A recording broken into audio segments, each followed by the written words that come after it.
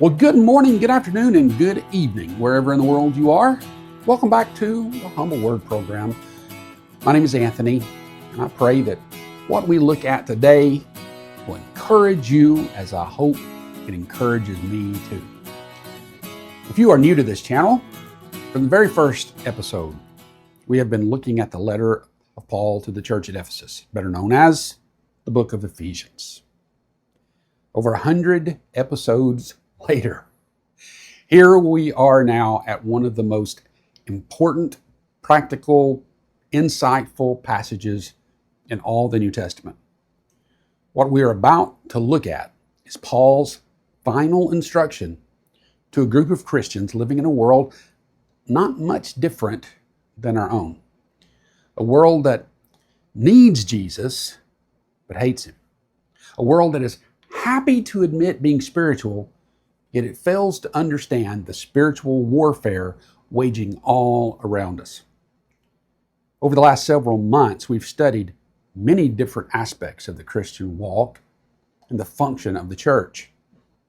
But now what we're about to dive into are the words of General, speaking to the troops before heading into mortal combat.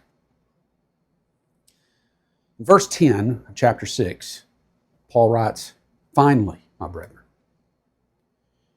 You see, this is where it all comes to fruition. This is where the rubber is about to meet the road. Finally, my brethren. It's like he's saying one last thing.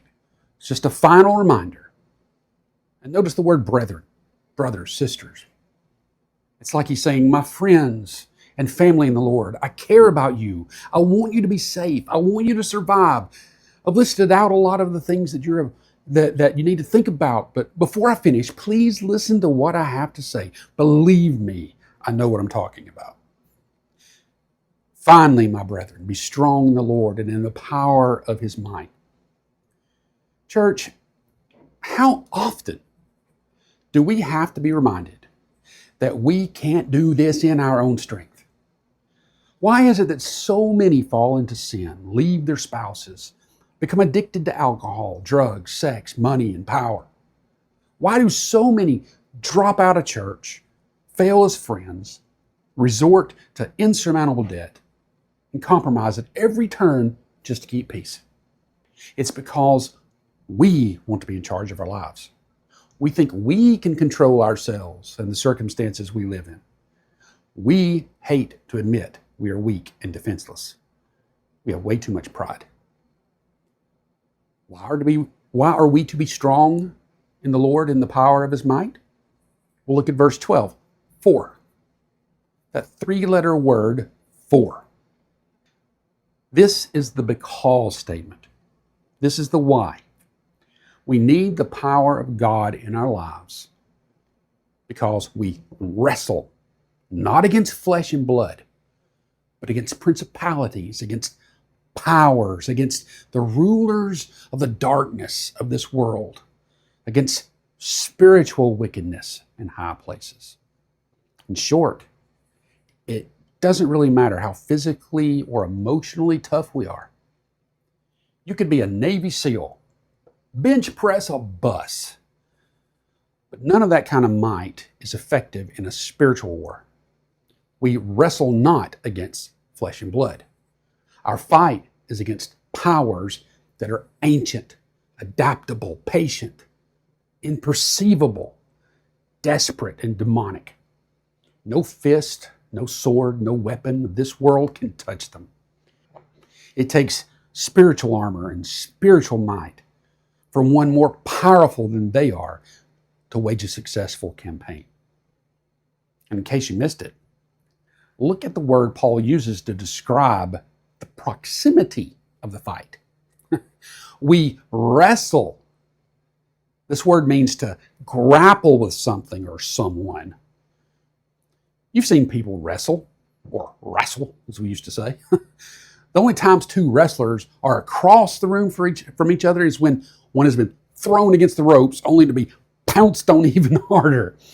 Wrestling is not a long distance form of combat, is it? Wrestling is up close, sweaty, bloody, even emotional. This is why Paul addresses his final words of instruction to his brethren, a group of individuals, not just the church. You and I are individually in danger. You and I are standalone targets which the enemy has his sights on. Rarely does he launch ballistic missiles at the church. His main strategy is to get in close where most weapons are useless, where a single soldier may feel alone, outnumbered, outgunned, and abandoned. And unless we are prepared and know what we're up against, not only are we going to be defeated in one battle, but we may even lose hope in the victory that's already been won. Folks, yes, we're in a war, but we're not alone. Not only do we have each other, we were promised that Jesus, our commander, will never leave us nor forsake us. We don't have to live defeated or afraid of the next battle. We have everything we need if we will just lay down our pride and pick up God's armor. The next time we're together, we'll look at verse 11. I kind of got ahead of myself today, but it was what I needed to hear, if nobody else. Next time we'll talk about Wile E. Coyote and the Roadrunner. All right? So be on the lookout for the next video in a day or two. And remember to pray for each other. Subscribe to this channel if you haven't already. I'll see you soon. And thanks for watching. See you soon, and God bless.